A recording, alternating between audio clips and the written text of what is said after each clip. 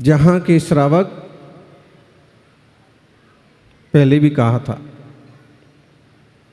जहाँ के श्रावक गोमटेश्वर बाहुबली का पहला अभिषेक करते हैं, जहाँ के श्रावक प्रत्येक मुनि संघ का भाव बिना स्वागत करते हैं, जहाँ हुआ तपस्वी सम्राट का चातुर्मास, जहाँ हुआ विद्यासागर महाराज का शिक्षण प्रवास, उस भूमि को किशनगढ़ मदनगंज कहते हैं।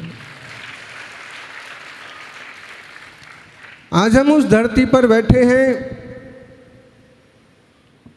जिस धरती पर 20 से ज़्यादा जिनालय हैं, विश्व में मार्बल नगरी के रूप में जो विख्यात है,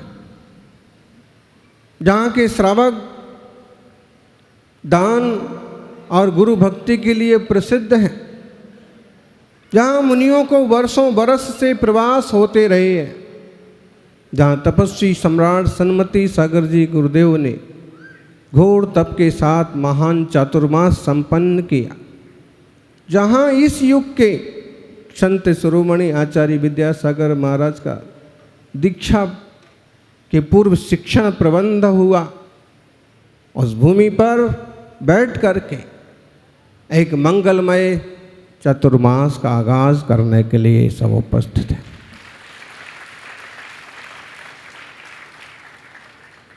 कुछ तो भाग्य में होगा,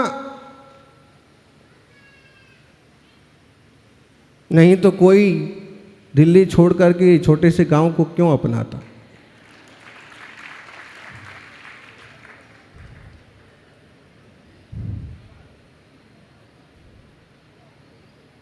पुण्यात्मा जीव पुण्य के बल पर नहीं पाने योग्य उपलब्धियां भी पा लेते हैं, इसलिए पुण्यम कुरुष्वा, पुण्य करिए।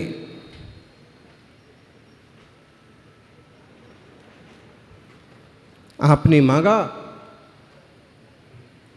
और हमने दिया,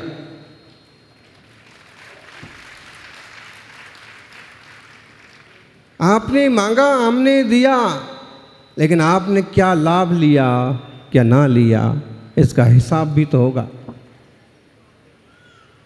अशोक जी कह रहे थे, अशोक ही अशोक हैं, वो महीने भर का भोजन देने वाले भी अशोक, जहाँ से अभी चल कर के आए फार्म हाउस वो भी अशोक, और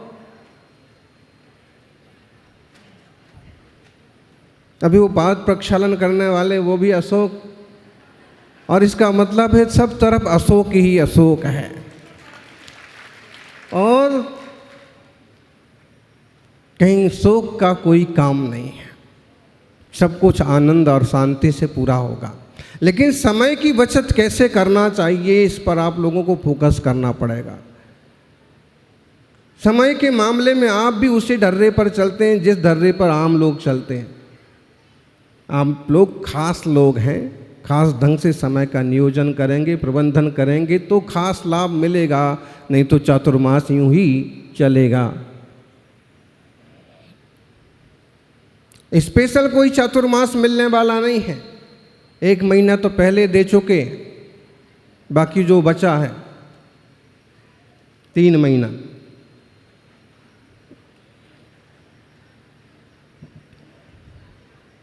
फिर भी देखते हैं,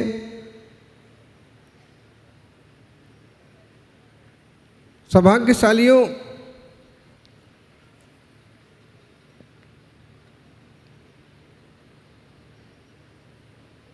चातुर्मास आत्म कल्याण के साधना के सारथी है।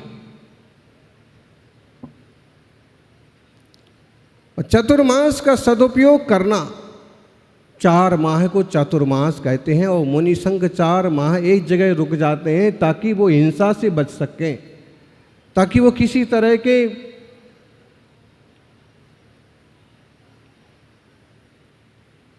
एक केंद्रीय आदि के घास से बच सकें।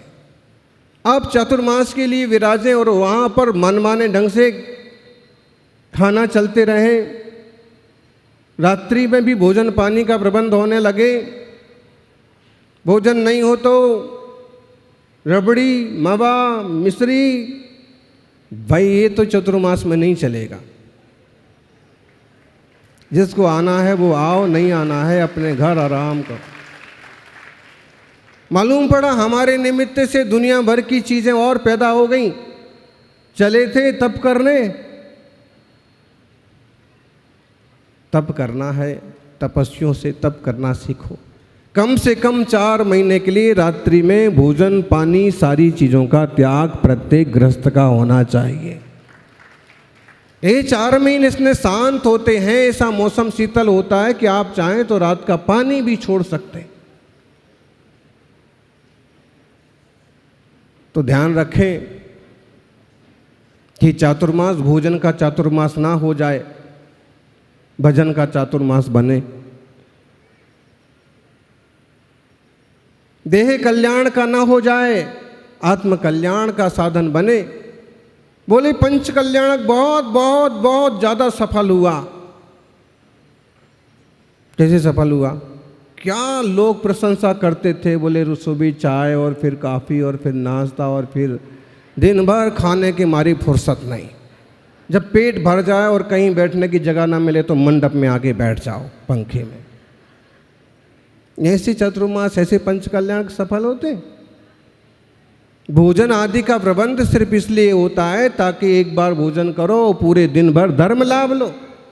अब खाने पीने नाश्ता पानी से रात को रबड़ी चाटने से फुर्सत नहीं है।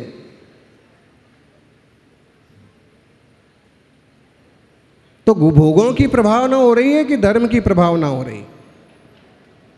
थोड़ा कड़वा लगेगा क्योंकि दिल्ली की तरह यहाँ भी काफ़ी आराम तलब लोग हैं, मेहनती भी हैं तो आराम तलब भी हैं। एक सज्जन कहने लगे 5-7 दिन के पंच कल्याण के बाद घरवाली ने हड़ताल कर दी। 5 दिन आराम से मस्ती में गए, छठे दिन कहा कि भाई भोजन बनाओ। उसने कहा अभी तो 5 दिन में थक गए हैं, जाओ बाहर खा आओ। थक गए क्या आलसी हो गए?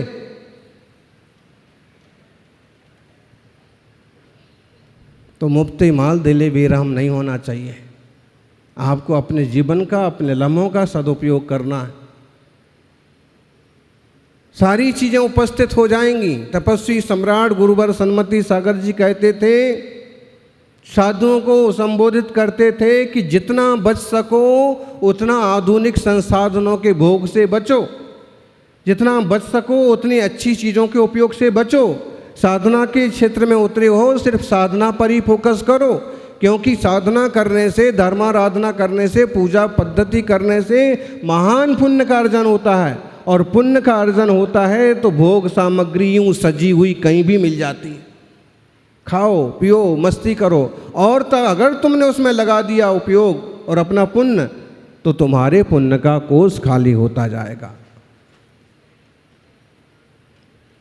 इसलिए धर्म ध्यान करें, भक्ति आराधना करें,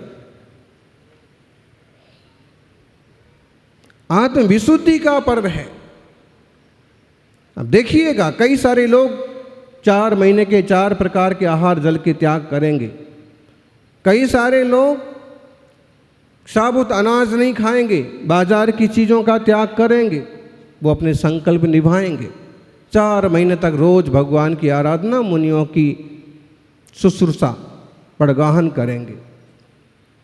आप भी उस पंक्ति में जुड़ने की कोशिश कीजिएगा। जीवन जितना सादा होगा तनाव उतना आधा होगा। जीवन सादा जियो, बहुत ज़्यादा सजा करके, बहुत ज़्यादा विलासितापूर्ण जीवन खतरे की घंटी।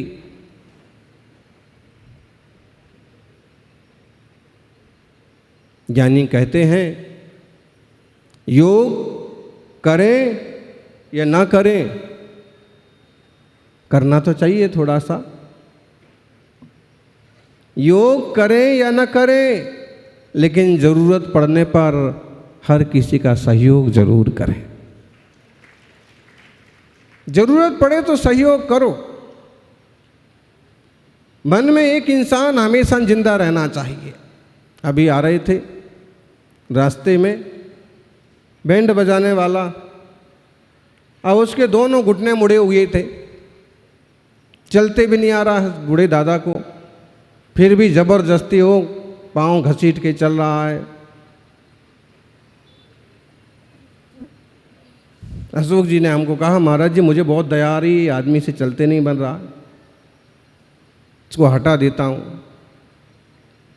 तो हमने कहा कि ठीक है, इशारा कर दिया कि भाई अलग कर दो। तो किसी को कहा कि भाई उसको एक तरफ बिठा दो, बिठा दिया। तभी ख्याल आया कि इसकी अगर हाजिरी नहीं भरी जाएगी तो इसके तो 500 रुपये मारे जाएंगे। इतना बुजुर्ग हो कि इतनी भाग दौड़ कर रहा है, इसका मतलब इसको ज़रूरत है, इसके घर में ज़रूरत है। फिर उनने अपने सहयोगी को कहा कि देखो भाई वो आदमी को ढूंढो लाल कपड़े वाला और उसको इतना दे के आओ। आधा घंटा ढूंढने के बाद जब वो दे करके आया तब चैन आया कि ठीक है अब काम होगा, कम से कम उसकी मजदूरी तो नहीं मारेगी। ऐसा ना हो कि हम उसको बिठा भी दें और बेचारा दिन भर को ऐसे ही खाली बैठ जाए। कभी ज़रूरत पड़ती है सहयोग करो। अपन तो मस्ती में चले आ रहे, जुलूस में चले आ रहे, वो एक सांड को धक्का दिए जा रहा है, हटाओ हटाओ। अब उसका एक तीसरा पाँव खराब, उससे पाँव ही चलाते ना बने। फिर वहीं से गो चिकित्सा वालों को फ़ोन किया, भाई इसको देखो। संसार बहुत विचित्र है। सौभाग्य है कि हम संगी पंचेंद्रिय इंसान के चोले में हैं। सौभाग्य है कि वीतराग जिन धर्म हमें मिला है। सौभाग्य है कि दिगंबर मुनिराजों का सानिध्य हमें मिला है। आज मंच पर हम बहुत सारे जयकारे लगा रहे और मुझे लगता है जैसे इस मंच पर बहुत सारे जयकारे लगाए जा रहे हैं, ऐसे ही अगर हर मंच पर लगाई जाएं तो जैन समाज की सूरत ही बदल जाए। समाज में, देश में उन्होंने जो छवि दिगंबरत्व की बनाई, निश्चित रूप से स्पृहणीय है, स्मरणीय है। उनके जाने के बाद भी जो मार्ग उन्होंने तैयार किए, श्रमणों का, श्रावकों का और जन जन का मार्गदर्शन करने में सक्षम है। गौवंश का नुकसान देख करके उन्होंने गौशालाओं को प्रोत्साहित किया। आम जनता की दुर्दशा देख करके उन्होंने हथकरघा को प्रोत्साहित किया।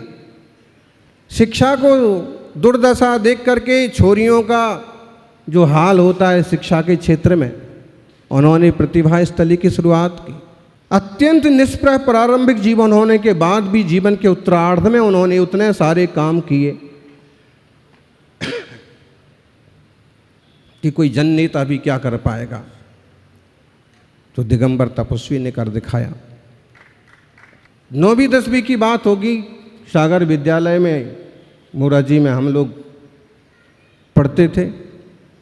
महाराज जी का प्रवचन पूरा हुआ, प्रवचन भी अपन सुन रहे थे।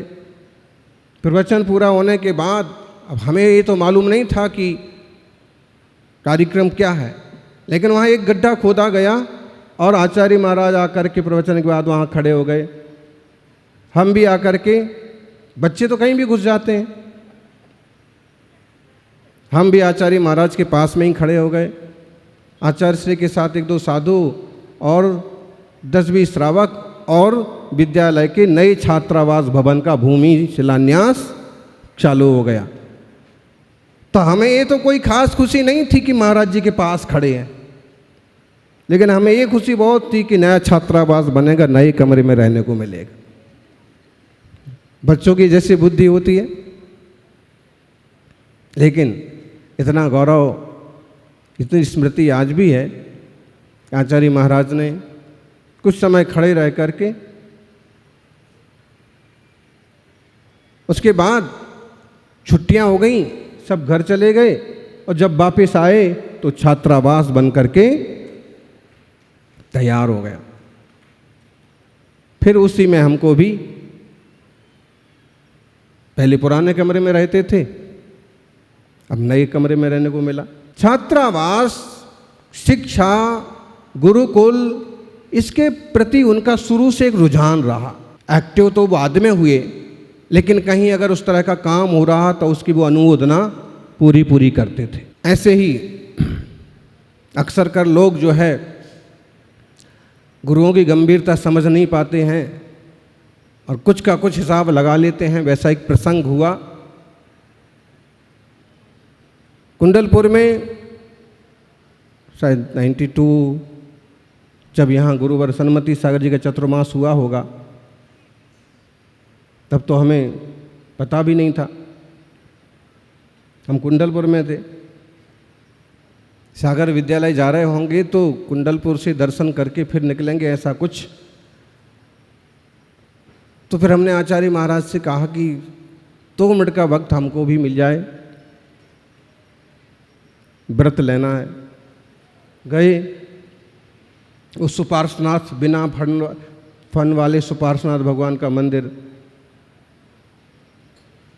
नीचे वाले मंदिरों में वर्धमान सागर के लाइन में जो है। तो आचार्य महाराज के पास चले गए, बात चालू हुई, नमोस्तु किया। अक्सर कर यही समझाते थे, पहले पढ़ाई पूरी करो फिर बाद में संयम की बात करो। अब उनको कौन बोले कि तुम खुद ही 9वीं पास हो, हमने तो 10 भी कर ली।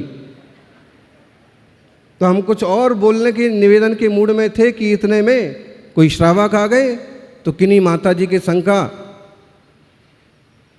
मैसेज लाए होंगे। संघ उपसंघ रहे आते हैं तो उनका संघ का। तो आचार्य महाराज बोले कि तुम जाओ समाधि सागर जी से बात करो। हम समाधि सागर जी के पास चले गए। समाधि सागर जी अपने आप वो अपने लिखने पढ़ने में लगे हुए थे। 2-5 मिनट बैठे, हमारा मन करने का, बात करने का मन नहीं हुआ। हमको यही लग गया आचार्य महाराज ने हमको समय दिया और फिर हमको भगा दिया और हमारा समय उनको दे दिया। अक्सर कर लोग सोच लेते हैं ऐसे, जैसे हमने सोच लिया ना। लेकिन उस समय की परिस्थिति क्या है, तुम्हारा काम इतना छोटा हो सकता है, सामने वाला काम ज़्यादा बड़ा हो सकता है। तुम्हारे से बात करेंगे, शायद तुम्हारे व्रत और तुम्हारे प्रायश्चित की बात होगी, लेकिन वो सामने वाले से किसी समाज के अध्यक्ष से बात कर रहे हो तो पूरे आर्यिका या मुनि संघ की बात है वो।